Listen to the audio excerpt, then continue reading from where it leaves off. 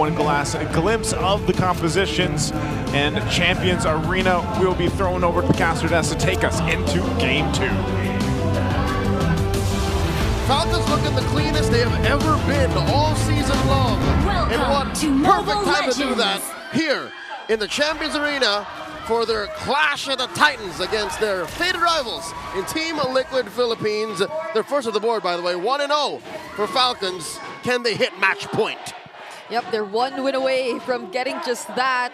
And with that Esmeralda pickup, we're really looking at how Team Liquid Philippines will manage all this, but it seems like it's by an aggressive rotation early on from Sanji on the far side, which, by the way, felt like a very confident pickup too. You know, you already saw the Selena, you already saw everything you're going up against in the lineup of Team Falcons, even the Joy, but he still decided to pick it up. Yeah, you're talking about confidence. I mean, why would you not be so confident with your Selena? You're practically one of the first players to actually play it in a professional level, you know what I mean? So, and playing it still at a very high level, maybe around 7-8 years later, that's impressive. And you were there. Yes. Rockhart was there in the height of Fuse Selena run. Won a championship off the back of it with Signal Ultra about, you're right, 7 years ago. Almost 7 years ago, and he's still playing it today.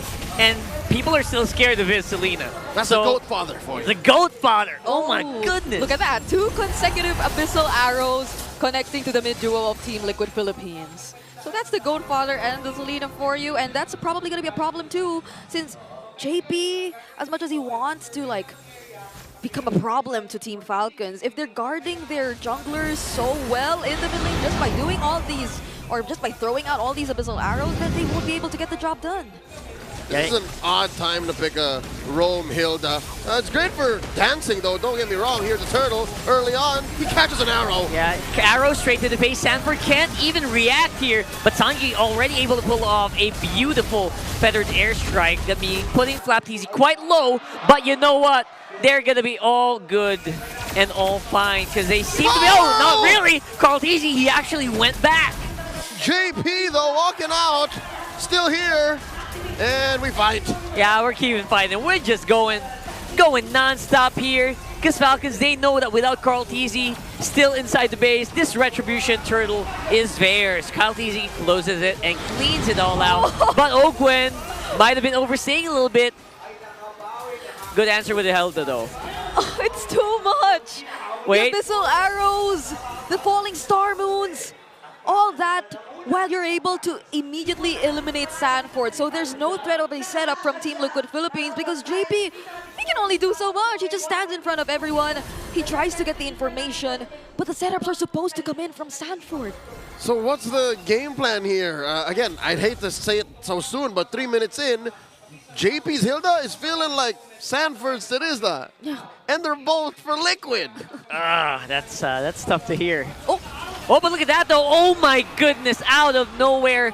Even if you couldn't really react to that, just pure, unadulterated damage coming in from TL's duos. Yeah, that can be an angle for Team Liquid Philippines. Just really trying to go for all these pickoffs every now and then, since Team Falcons, none of them actually have the Purify anyway. So if they're able to lock down a particular hero, which I feel like they failed to do as well in game number 1, given that the Terizla jumps in, gets to catch a couple of people, but they can immediately run away. So this can be some sort of change for Team Liquid Philippines heading into this game.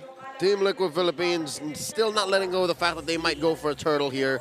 30 seconds up and JP's clearing bushes, keeping tabs on what, multiple heroes? I guess this is a good use for the Hilda early on. That's right. I mean, essentially the same usage with the Selena today. As much vision as you can, but JP obviously can also tank in the middle of a fight. Problem is, he's not really tanking for anybody. Kyle Teasy's, he's trying to catch up on the goal. Oh my, but imagine this, you're JP, you're trying to scout so much information, but in turn it's Falcons who gets to constantly approach you and deny multiple green pamps away from Carl Teasy. Fortunately, he's still able to make it to level 8, so let's see how this turtle fight goes. Yeah, very happy to just stay up on front. The LPH are still very confident that they can take this. Ogwen is gonna have to be ready here with a good AOG because they have a very hard lineup to lock down here. Yeah, hard reset here for the Turtle. Purple buff seems to be the call for Kyle TZ first before anything goes. Flap TZ holding on to that Turtle, and yeah, neither team wants to go for it first because I think Carl is going to go for his purple then. That's a fair call because you also need to check the XP and the buffs as well. Yeah, no, this is a slow Turtle take. Turtle number 2. Yep. Sanford's doing his best to try and block off you, but that doesn't change the fact that Flap TZ's been holding this Turtle for a while and he's been absorbing the shields that JP produces every now and then. But they bought enough time though for Team Liquid Philippines to get into position. Look at that. Flap TZ's been in this Turtle so long. He started to develop a relationship with it, and now, in the meantime, though, nowhere to be found is a Retribution. Kyle TZ decided to just go for the turret on bar. Very proactive. Yep. They're like saying, hey, we're not going to dance anymore. We'll just get something that we for sure can get. Oh, my lord! Oh. And they already used a Feather Airstrike. This might be an opening for Falcons if they can make an arrow, any Abyssal arrow hit. But again, they are just making sure that they don't die in the first place. Yep. Team Liquid Philippines did a great job at avoiding the AOG coming in from Ogun because they could have potentially started out a fight in that moment, but none of them, or they weren't really complete, so it's probably just really being careful for now for Team Liquid Philippines, especially considering that the gold lead isn't that big just yet. Super Marco is doing a great job here against 2 in top lane. There's not much pressure. Again, if Carl TZ can't find you, Marco can just start hitting you. Conceal! And now they are doing the pressure this time around. It's CLPH with a 4-man squad pushing the Falcons back just so that Oheb can get that turret. Very beautiful maneuver for TL. Okay, so it's either Carl TZ gets you or the other 4 members get you. Yeah. Yeah. And Carl TZ, by the way, is maybe 1 or 2 kills away from actually getting that milestone because he already got 1 earlier, but hold on. AOG! AOG, they catch here. It's Sanji. Wings by Wings keeps him alive, but Carl TZ, there you go, with a shadow kill, barely takes out Flap TZ. They don't want to give it to him. That was so close for Carl TZ, but they split up the damage of the Uki shadow kill really well. And 20 seconds before the Turtle, Team Falcon seems to look like they want to take a pickoff before that happens. Hey, they're chasing. Carl TZ says, you know what, I'm a joy. I'll just keep going. I'll electrify you. But Sanford is tanky enough to take a... Oh! What the heck? All right, he's alive. Slows down the recoil. The predator becomes the prey. In case the gold lead is still giving you doubts, Falcons are in control. That already feels like a pickoff, more or less. That's right. Carl TZ going to be taking out that Turtle with a Retribution. But Ogwin is also going to be next on the docket. Shadow kill keeps him alive. And the Shadows, actually, he might be able to do it against Flap. His fellow TZ brother. Gonna be able to make it out though. Carl TZ wants to hit that milestone in this game. How poetic would it have been if it was Flap that he was able to take out, right? His TZ brother, as you mentioned. But they just retreat for now, and it feels like Team Liquid Philippines are able to regain control of the game so far. And the game is in Liquid's hands? Is that right? The gold lead just suddenly ballooned because of engagement. Flap TZ gets popped! Oh. And there you go, AOG at the back, but there's just no backup whatsoever. Ogwin, I think, will fall without much of an answer here coming in from Falcon. Super Marco hitting his marks, but the hits are just not as solid as they thought they would be. Look at that, though, Carl TZ from the back. Gonna be able to get something. It's a 2 for 2 in the end. What was Carl doing that deep? He... what was it? He killed Ogwin, but I don't think that's worth it. Not for 40, not for Sanji. Yeah, and on the other hand, Kyle TZ did a great job at trying to look for that pickoff against Sanji, and they successfully did, so they prevented any further aggression from Team Liquid Philippines. So we're seeing the contrast so far by now between what's happening in this game, but Team Liquid Philippines, they need to consider this carefully because they're already in control. And here's the thing, Kyle got away with it. So now you're questioning, what is this economy? How is Liquid continuing to grow this 2,000 gold lead, approaching 3, and still lose these smaller fights? I guess they're trying to get leverage over the fact that Flap TZ can't really dive onto them too much. Because once he dives, that's a one-way trip. Oh. That's an aggressive wings by wings coming in from Sanji, however. That's what we're talking about, though. But it's time. It's going to be a sandwich play coming in from Falcons. They're trapping the cavalry in between a rock and a hard place, and they're in a hard place. They're going hard in this time around. TLPH are on the run. They're helping the Lord as well. The Lord with the assist, the man, the 5th man for the day. And that's going to be 4 cavalry members wiped from the map. And just 40 left. Sent home by the Falcons. They corralled the cavalry. Nowhere for these stallions to run. That felt like a huge miscalculation. The moment they burned their major resources of actually getting away. The quad shadow, the wings by wings, we mentioned it. And that was when Team Falcons knew that they got them surrounded and that they could engage in that fight. And what better timing if not right before the Lord objective? It's as if Falcons planned for it, which I think they did. Lord spawns down bottom lane. Carl TZ, I think he is at the milestone or is about to reach it. One more kill. It's just not the right position. You can't celebrate it, not like this. Not like this. You're getting pushed into your base. You're getting a lot of waves coming into your all 3 lanes. You're staring down match point if ever this goes Falcons away. And just earlier, it was Team Liquid Philippines who were already trying to approach Team Falcons in their base, but could it be another scenario of impatience coming into play for the cavalry? They already had it, they nearly had it, but now it might get away from them again. There you go, they're jumping in. Falcons feeling a lot more confident. They're probably just waiting for another Abyssal Arrow to hit from Few here, but not really being given here by TLPH, so at the very least, they don't lose any base turrets. Yeah. That's still a break. Defense does pop down bottom, although there is about 20 seconds left on it. Carl DZ spots Flap. Oh, he knows better than to commit that shadow kill. I think Falcons are now just, again, hate to say it, playing with their food. Yeah. They're just waiting for Liquid to fall for another trap. Because no one at this point could probably answer back to Flap TZ and what he can do. He can just dance in front of Team Liquid Philippines, not unless they go for a successful engage. That's a supposedly 4-man AOG, but they're going to be able to walk it out as usual. And there you go. They trying to get trapped here by the fist crack, and it's not going to work. Almost, though. Almost pinning him down against the wall, but so far it's only going to be 1 man down for Falcons. It's Ogwen. All right, it seems like Liquid have learned their lesson. No longer are they aggressive for the sake of aggression. Yep.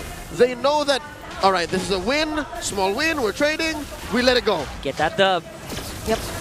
Taking these step by step by now, but Carl TZ has to secure his purple buff. Oh!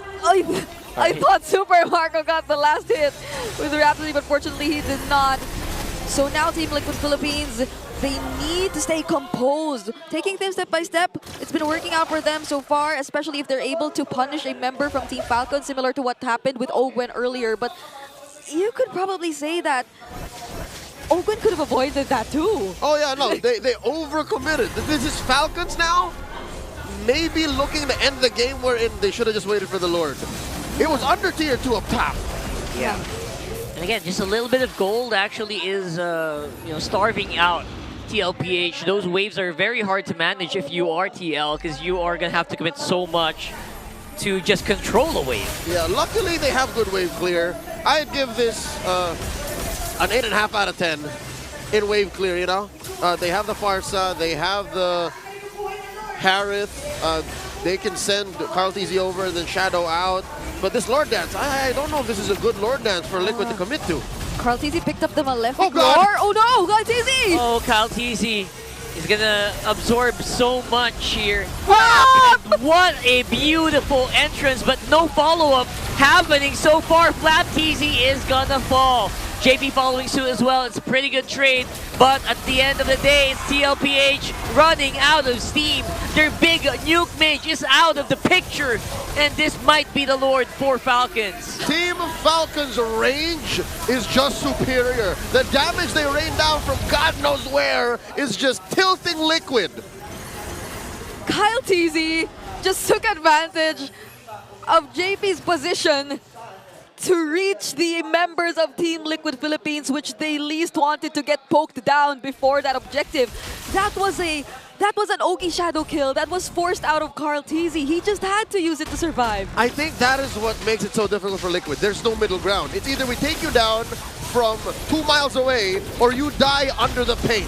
You die here in the trenches. And now, Liquid's still fighting back. Yeah, they're fighting. They're trying to catch Ogwin behind the fist break, but it's a no-go. Ogwin's a little bit more durable now. And Flapteasy's also helping him by diving into the big center mass of TL. And here's what's difficult. Liquid has no purifies. I wonder if Falcon is keeping tabs on that. For at least 20 more seconds, Falcons can just run through them.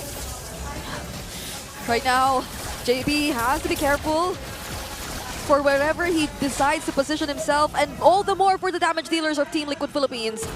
They might want to play around with the angles, especially as even the Abyssal Arrows, somehow they find their way towards Sanji, and it's very unfortunate that it does, but it's a really great job so far for Team Falcons, and there's the conceal! And they're keeping eyes on the Baby Cakes duo. He's one's on the left and one's on the right. Few definitely keeping track of where Sanford is by hitting him with the Abyssal Arrow as well. But look at that.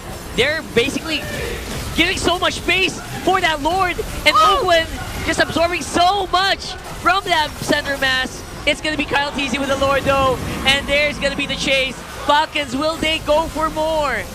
Looks like they are going to be able to get JP down. Immortality is going to be popped. Does he have the shadow kill? He does not. JP falling. Oh, Hepto! Look at this guy! Look at this beast! He is not giving up, but few will shut him down! And that's a wipeout! Falcons are here! And it looks like, can they? Will they? Sanford's gonna come back in 3 seconds. 3 seconds. But he's up against Kyle Teasy and a bunch of minion waves marching down mid. Not just any minion waves, it's a Lord minion wave on top as well. 9 seconds on the JP. Do they have to clear to deal with this? It's all on 40. The Apex Predator has to commit to a defensive lifetime. Here comes Daddy JP. Here we go. It's a 2v1. Ogwin is pretty far up, but the Lord already has its sights onto the base. And here comes Ogwin at the very last moment. And Oheb will not be enough to stop him.